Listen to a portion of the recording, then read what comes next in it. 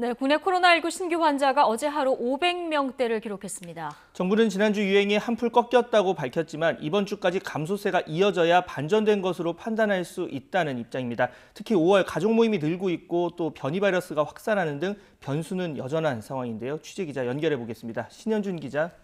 네, 신현준입니다. 예, 확진자 수가 전날 400명대였는데요. 다시 500명대로 올랐었죠. 네, 오늘 0시 기준 코로나19 신규 환자는 541명입니다. 전날보다 50명 넘게 늘면서 일주일 만에 500명대를 기록했는데 지난주 평일 700명대를 오르내렸던 것과 비교하면 적은 편입니다.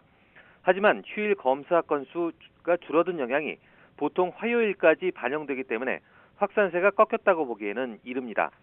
여기에 5월 가정의 달을 맞아 모임과 행사가 늘면서 유행이 재확산할 우려는 여전한 상황입니다. 방역당국은 다만 지난주 확진자 수가 감소하는 추세를 보였다며 이번 주가 유행의 재확산이냐 반전이냐를 가르는 분기점이 될 것으로 진단했습니다. 신규 환자의 감염 경로는 국내 발생이 514명, 해외 유입이 27명입니다. 국내 발생을 지역별로 보면 수도권만 311명입니다. 서울이 182명, 경기가 117명, 인천에서 12명의 환자가 나왔습니다.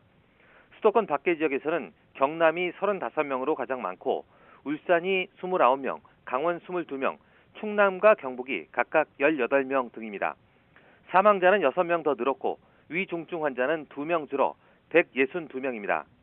오늘 0시 기준 백신 접종 현황도 나왔습니다. 1차 접종을 받은 사람은 6만 6천여 명이 늘어 누적 346만 명을 넘었습니다. 전 국민 대비 접종률은 6.8%입니다. 백신 수급에 불균형이 생기면서 지난주 하루 최고 25만 명까지 늘었던 신규 접종자가 4분의 1로 줄었습니다. 2차 신규 접종자는 3만여 명입니다. 백신 접종 뒤 이상 반응 신고는 858건이 늘었는데 사망 사례가 3건이고 아나필락시스 의심 사례가 5건, 중증 의심 사례가 3건입니다.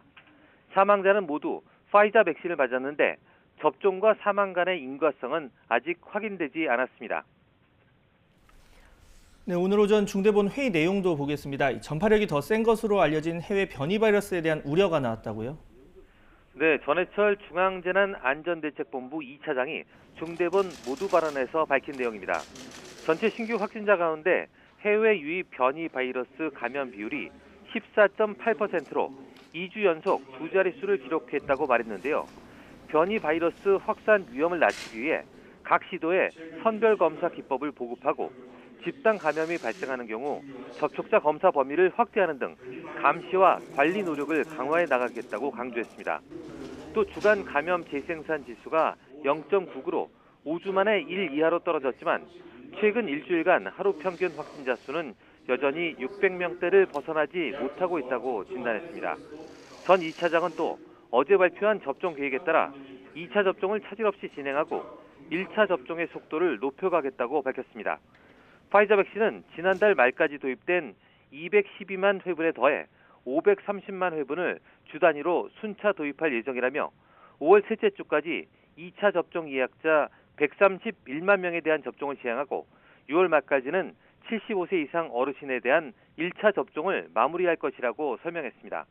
또 아스트라제네카 백신은 현재까지 200만 회분이 도입됐고 5, 6월 중으로 890만 회분이 추가 도입된다며 60에서 74세 어르신 895만 명을 대상으로 27일부터 전국 13,000여 개 위탁 의료기관을 통해 접종을 시작할 계획이라고 덧붙였습니다. 지금까지 사회부에서 YTN 신현주입니다.